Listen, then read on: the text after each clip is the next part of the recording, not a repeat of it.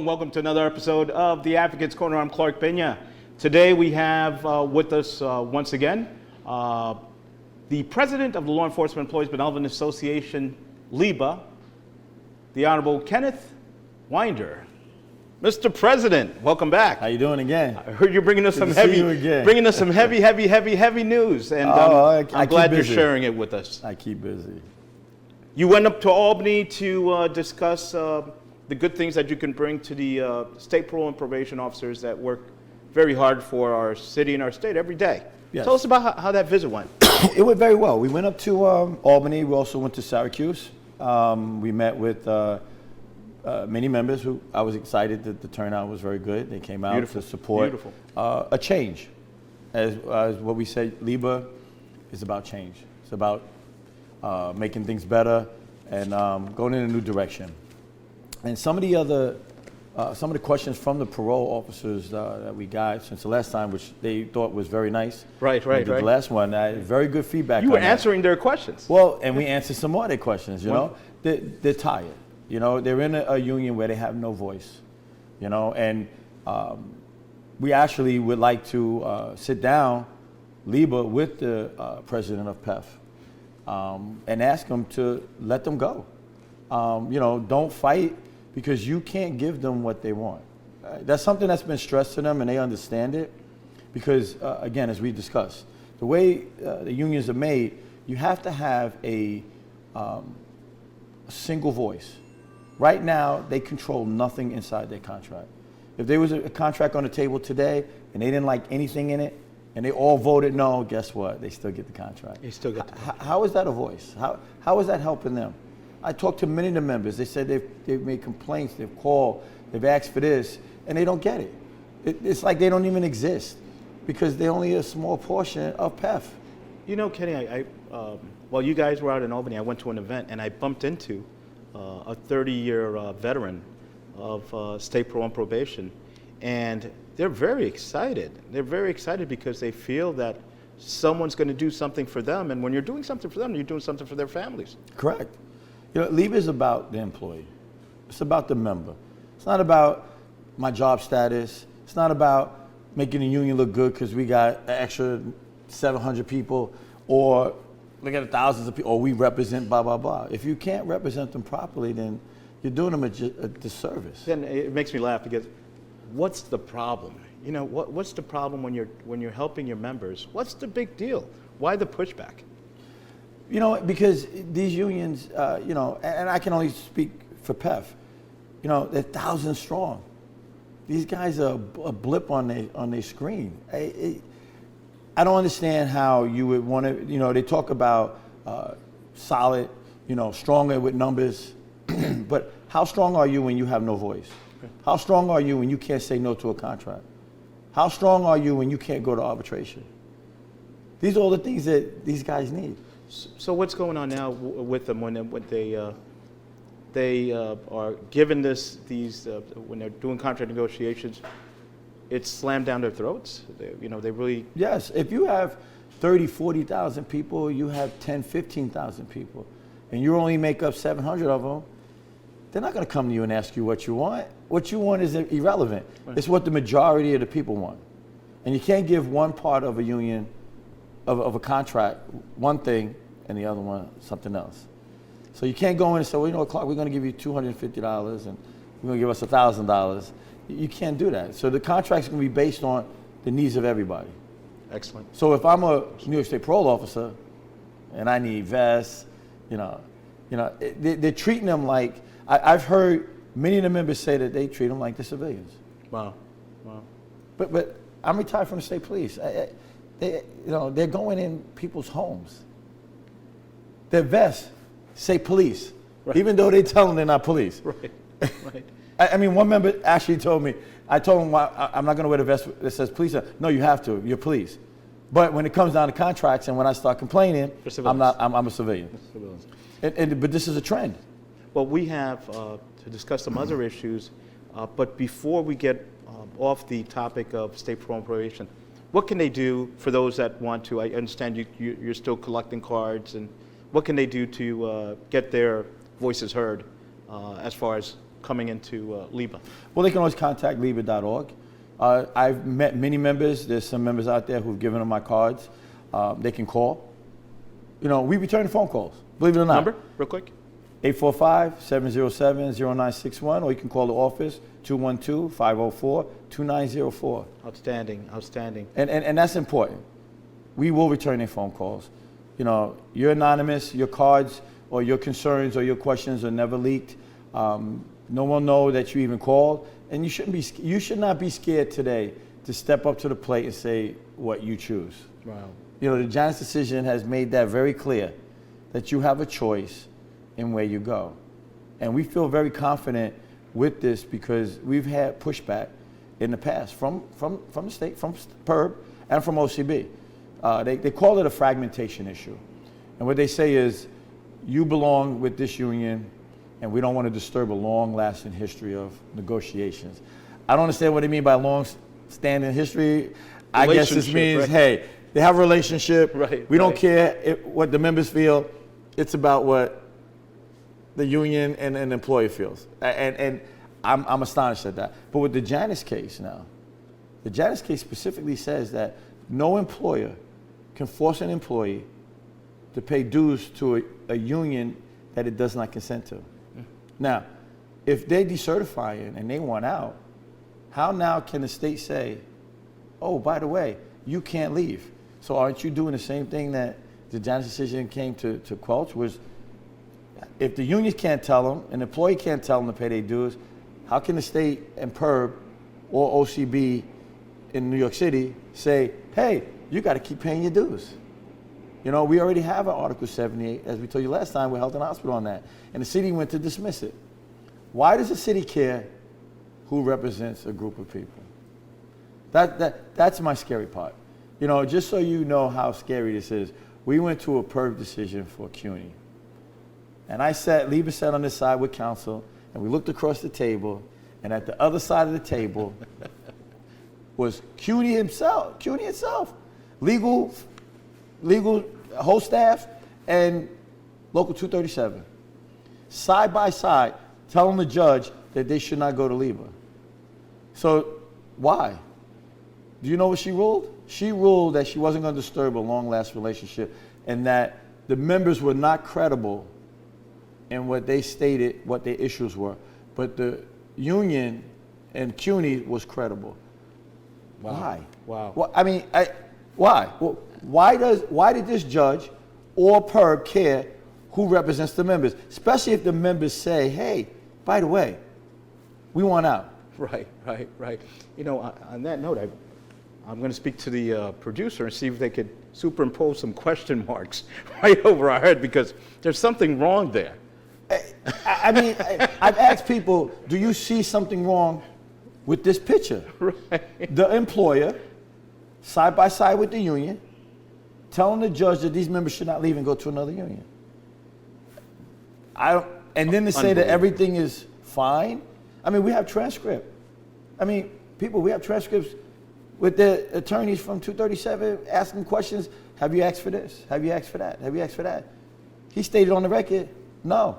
Well, why not? We weren't going to get it anyway. Is that representation? But my point is why?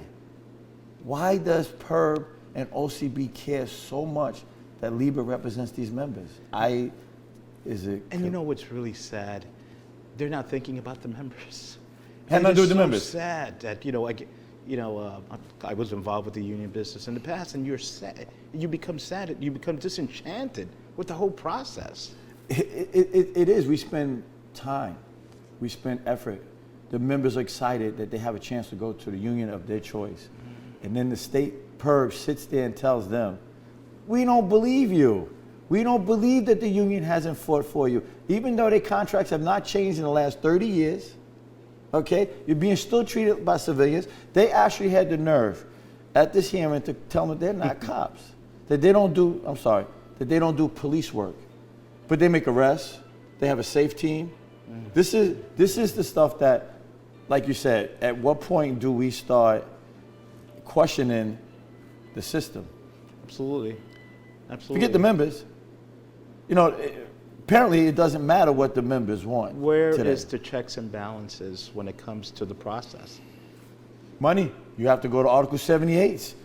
But of course, once you go through administrative hearings, it is hard to win Article 78 when the administrative tribunal is, in my words, hijacking the members' rights.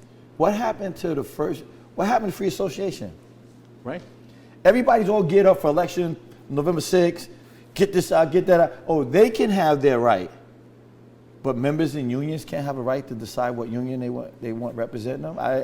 I'm trying to figure out the basics in that. You know what that goes back to? It goes back to when we all can vote. But I couldn't vote because I was a black man. And you couldn't vote because you was Hispanic. Right. A woman couldn't vote because she was a woman. Oh, you can vote, but there's going to be restrictions to that. And this is the same way it is with PERB and OCB. You can have an election. You have a right to decertify, but there's going to be criteria that we're going to use. We're going to tell who can leave and who can't, because some groups have been able to leave. So if you fall into a circumstance that is not favorable to PERB or OCB, you can never enjoy your free association, your right to self-determination. I mean, this is the law. And yes, it makes it just chanting. Kenny, since we have so many people that have been Facebooking us about questions, I want to make sure that we don't leave without telling the men and women of parole and probation, our brothers and sisters there, that the ball's in their court. Is that correct?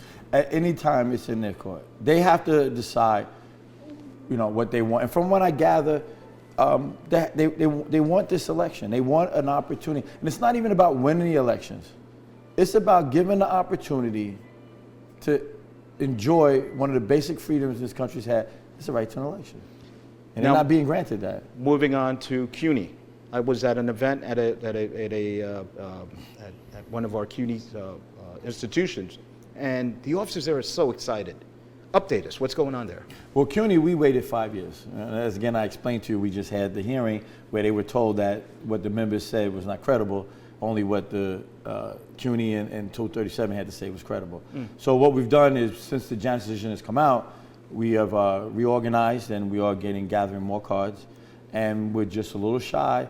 Once we hit that number, we will be filing again, but this time under the protection of the Janus decision. They were very excited, and these were big bosses. They were not just frontline officers. These were bosses saying that they look forward to working with the LIBA leadership. Well, you know what it is, Clark? You look at these contracts, and the things with these contracts are, and we're going to get into it in more depth when we come back, but the contracts are not law enforcement contracts. It's not geared to protect them for what they do. If civilian pattern is called, right? Civilian patterns, but civilian contracts. If a firefighter, brings water to a fire, he can't bring dust. You have to give these people the right equipment and the right products to do what they need to do. Outstanding, Kenny. Outstanding. I see a lot of positive stuff happening. Oh, we have more groups on the rise. And on the other side of the break, Kenny, we got some breaking news, folks, when we come back.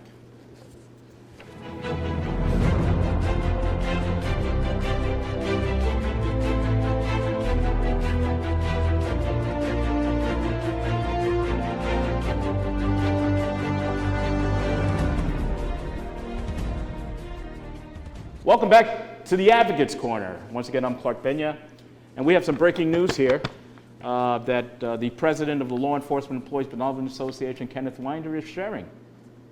Mr. President. How are you again? This is some hot stuff. Don't touch it. It's burning. It's burning. It's burning. Tell us about it. This is a notice of claim. A notice of claim is the first part of a lawsuit. And according to the city, when you sue the city, you have to go through steps. We're following the rules to make sure that this is done the correct way, so that it's not dismissed. Any technicalities, we want this to go to court. We want to prove our case in court, and we want to expose the Comptroller's Office for what it is. We feel is a paper thin. It's a union, not a union, but an agency that is used as a strong arm tactic for unions that don't step in line with what Office of Labor Relations want, what OCB wants, or what any other agency in the city wants. So this is LIBA's response. And some of the natures of the claims, you can see real quick, you know, it's a notice of claim, which is breach of contract, breach of covenant, fair dealing, and fiduciary duties, conversion, civil rights violations under 42 U.S.C. Code 1983, racial discrimination, and defamation. And we feel that this is very powerful, and we're not going to back down to, we feel, the bullying and the discrimination that we felt from the City Controller's office, and that LIBA is going to continue to move ahead and take care of people who don't see eye to eye what we do, and make them see eye to eye. That's how the city works. You have to take them into court, because sitting down and trying to be civil is something that they don't understand. Excellent, excellent. Well, wait a minute. Top unions, labor organizations have not been audited In the last 20 in 20 years? 20 years. Even though, if you look at the Director 12 and the controllers, 1 out of every 4 years, a union is supposed to be audited. What So- did you consider this then? You know, it's other than a fishing expedition, what else? Fishing expedition and another opportunity to quiet LIBA, to shut us down. I really believe to get rid of LIBA, and this was in one way, is to extend into our reputation, discourage people from coming in there. You know, like one of the aspects that they said to the New York Post, they notified the New York Post that we had high administrative expenses. But even if you look into the Director 12, there's no number for what you call high administrative expenses. So let's just say, Clark, without going too far into it, but you have your studio and you pay $5,000. I have a studio, I pay $5,000. But you have 1,000 employees and I only have 200 employees. Your administrative expenses are going to be high, aren't they? Absolutely. Well, that's a common sense thing. Common sense thing. It doesn't mean that you do anything wrong. It's just that you have a high, but there's no ceiling in the Directive 12 that tells you that you're at a high expense. So who is the city to make the City Controller's Office to make a statement of that magnitude? Plus, how do you make that you haven't finished your audit. Once you start an audit, you cannot question anything about the audit until it's finished. Until the completion. And they never completed it. You know, so what they've done is they've attacked LIBA, and even during negotiations, which I find, and this is one that disturbs me very badly. During negotiations, Mr. C. Banks, who's an attorney for the city, tried to put into my MOA, Memorandum of Agreement, a contract, stipulations so that he would have control, the city would have control over my administrative expenses and over my welfare and annuity funds. So I said to him, you haven't done this with any other union? Oh yeah, this is something we're doing with all the unions now. But recently, DC 37 just did the MOA, so did UFT. And I went and pulled it up. I didn't see that clause in there. So why would they single out LIBA and not single out the other unions? You know, and it's a topic that we don't want to touch on, but you have to. I am the only black-owned union in the city of New York. And what I mean by black-owned is, it's not that I have a black figurehead, which would be a president, vice president, whatever. You know, you look at Local 237, they belong to Teamsters. You look at any other union, they belong to the International, or they belong to the entity in which they work. So if you have COBA, they belong to COBA because that's a union that's specifically for that job. LIBA is its own enterprise, built and run by minorities. And I feel that the city is attacking us based on that. They would never sit down with DC 37 and try to put restraints on their administrative expenses, nor try to control their welfare and annuity funds. It's incredible. What do you think, Kenny, and I know you won't do it, but what do you think would make them happy? What do they want you to do? They want me to play along like every other union. And it's sickening, because if I played along like every other union, I wouldn't have this problem. If I signed off on every contract they put in front of my face, not a problem. I'll give you an example. We was at negotiations last week, 2 weeks ago. And I'm talking to the negotiator and I'm telling him, we don't accept your 7.92%. He's telling us, oh, you know, we can work things around, we can move things. I had to tell him, listen, answer my question. Can you or can you not give me more than what pattern on the table? He says no. So then we're at impasse. I don't accept that. Okay? I actually said to him, what you're putting on the table is not what my members need, nor what they want. I have a man here who works 4 years according to this new contract that you were proposing, and they're only making $34,000 top pay. Who can live on that in the city of New York? You know what his response was? You should be happy that you make more money than other people. It's not a good And I'm trying to figure out, well, Clark, do you know what other people are? $34,000 is not that much money. Yeah. So what other people are you talking about? So as LIBA stands by its members, we wrote a letter asking them to be recused from any other negotiations ever done in the city of New York. For us, we have nothing to do with them. We thought it was discriminating, insulting, and you know, downright demeaning. You know, my members come to our negotiation sessions. So they were able to hear it. So they're very upset. I also asked for him to replace him with a minority negotiator. Let me tell you something, Clark. Person that appears. Clark, I've been negotiating contracts for 15 years. I've never sat across the table from a minority. Matter of fact, no one in OLR, Commissioner of OLR, has ever been of color. All right, but the State Controller's Office just did 2 reports on diversity and pay. Black females make less money than white. City or state control? City Controller. So city control, okay. City Controller says that black females in the city of New York, public sector, make less money than white females in the city of New York, public sector. And minorities in general make less money than white counterparts in the public sector. So, I wonder why, Clark. If all the hierarchy at OLR are white, how is that going to transcend to the group of people who I represent? Now, you've heard this from everywhere. Diversity, right? Diversity. That every head of every commission agency is supposed to reflect the people that it represents. We even had a black controller, Thompson. And he was elected because, why? His peers. It was his basis of the people who he was representing.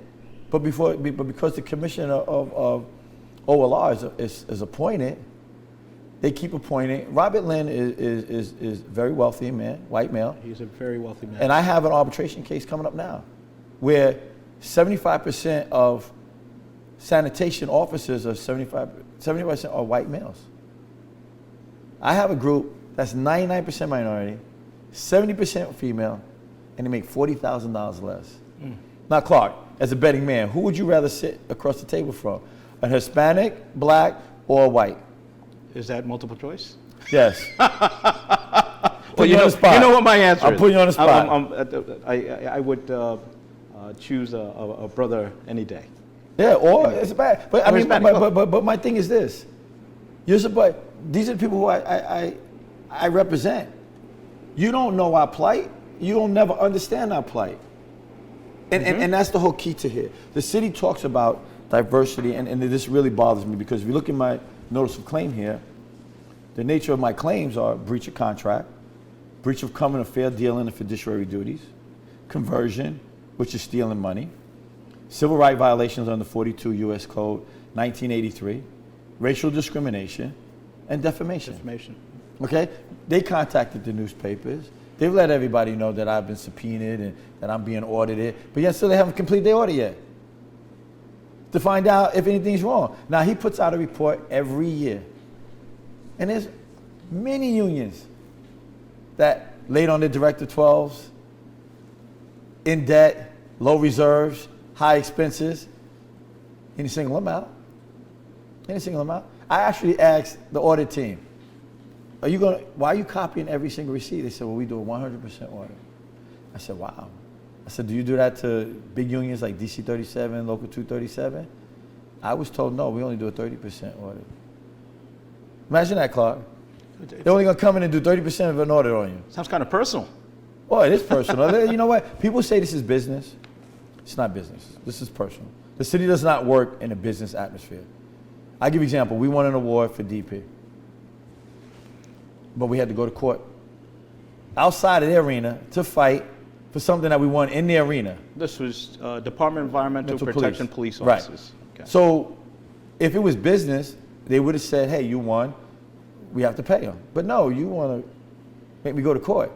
So it's personal. Everything that's done in the city is personal. They want to control the minorities, and I speak from this point from now on. They want to control the minorities. I give you an example, Local Law 56. Had Local Law 56 been established and would have helped white workers in the city of New York, OLR would have implemented that in a minute. You see people getting paid, but because Local Law 56 represents mostly minorities, they act like it don't exist, Clark. They literally act like it don't exist. Local Law 56 was introduced By council. City Council. Right, to allow other groups other than NYPD to enjoy the wages and benefits of doing police-like work. Health and hospital police, school safety, DHS, CUNY. All of these members that I can talk about, Clark, that aren't given an opportunity of Local Law 56 because, in my opinion now, I believe that the city, because this would raise up minorities' pay and give them a fair shot and equal access to enjoy the fruits of their labors, the city has put a kibosh on it. Kenny, as we close, there's going to be some mainstream media, mainstream newspapers, huge papers, very reputable papers that are going to be covering this. So I don't want to ruin their thunder. Correct. But please, I want you to come back afterwards, and let's read through this specifically. Also, bring in the attorney. I see you have. Yes, he's willing to come by. He's willing to come by and talk. But once again, I appreciate. So you have my word. How about 2 weeks? 2 from weeks. now, You'll be back with my attorney, and we'll go through every single one of the charges that's in it. This is, and then we'll let the public know. This is what's huge. going on. This is I am not backing down. LIBA fights for his members, and I'm gonna let no agency destroy LIBA or change how we do business. I saw that hashtag, Liba Strong. That's it. Liba All the Strong. way to the end. All right. Kenneth Winder, president of the Law Enforcement Employees Benevolent Association. Got some breaking news here, guys. We're gonna have him back. Until next time, I'm Clark Pena. This is your Advocate's Corner. Take care of each other.